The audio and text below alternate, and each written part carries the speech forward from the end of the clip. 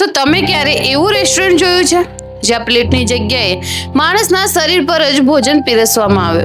શું આ ખરેખર જાપાનની સદીઓ જૂની પરંપરા છે કે પછી માત્ર દુનિયાને ચોંકાવવા માટે બનાવવામાં આવેલી એક પ્રથા? તો આજે આપણે વાત કરીશું બોડી સુશી વિશે, જેના વિશે સાંભળી ઘણા લોકો આશ્ચર્યચકિત થઈ જાય છે. તો નમસ્કાર મિત્રો, આપ જોઈ રહ્યા છો રાહી ન્યૂઝ અને આજે આપણે વાત કરીશું બોડી સુશી પાછળનો ઇતિહાસ, હકીકત, વિવાદ અને આજના સમયમાં તેનું સ્થાન શું છે. તો સૌથી પહેલા આપણે એ જાણીશું કે આ બોડી સુશી શું છે.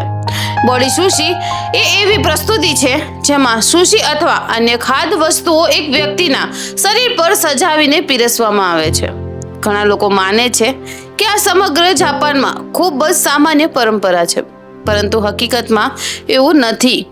આજના જાપાનમાં મોટા ભાગના લોકો માટે આ એક દુર્લભ અને અસામાન્ય પ્રથા છે. તો બોડી સુશી શબ્દનો અર્થ થાય છે સ્ત્રીના શરીર પર પ્રસ્તુતિ. તેની ઉત્પત્તિ વિશે અલગ અલગ દાવા કરવામાં આવે છે, પરંતુ ઐતિહાસિકકારો વચ્ચેના તેના ચોક્કસ મૂળ વિશે સંપૂર્ણ સહમતિ નથી.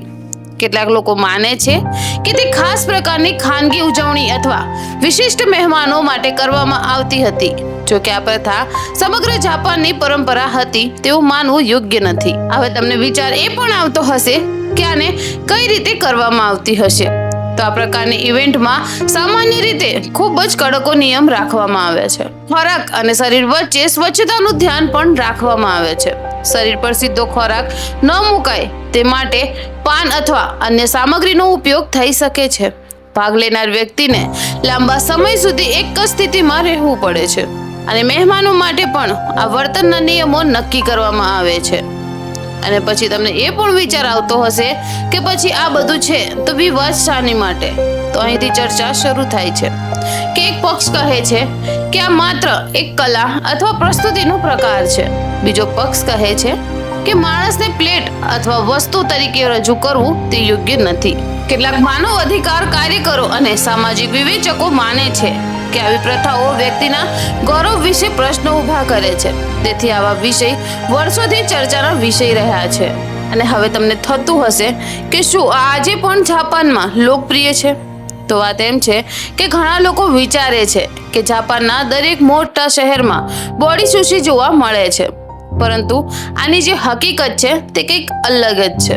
આધુનિક જાપાનમાં આ સામાન્ય રેસ્ટોરન્ટ અનુભવ નથી. મોટા ભાગના લોકો પરંપરાગત રીતે ટેબલ પર પીરસાતી સુશીને ખૂબ જ પસંદ કરે છે. બોડી સુશી વધુ કરીને વિશેષ ઇવેન્ટ, ખાનગી પાર્ટી અથવા મીડિયા ચર્ચાઓમાં જોવા મળે છે. જ્યારે આ પ્રથા વિશે દુનિયામાં જાણ થઈ ત્યારે અલગ અલગ દેશોમાં મિશ્ર પ્રતિક્રિયાઓ જોવા મળી હતી. જ્યારે ઘણા લોકોને તે અસ્વીકાર્ય અથવા અજીબ લાગે છે.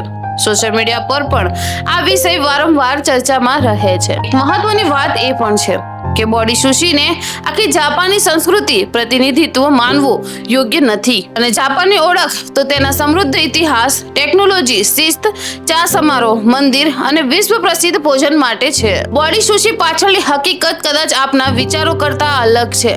કેટલાક લોકો માટે તે કલા પણ છે, કેટલાક માટે વિવાદ અને કેટલાક માટે માત્ર એક અનોખો અનુભવ.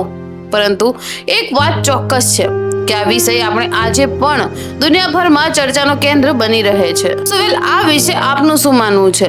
શું બોડી સુશીને કલા માનવી જોઈએ કે પછી તે યોગ્ય નથી? તમારો અભિપ્રાય કમેન્ટ બોક્સમાં જરૂરથી જણાવજો.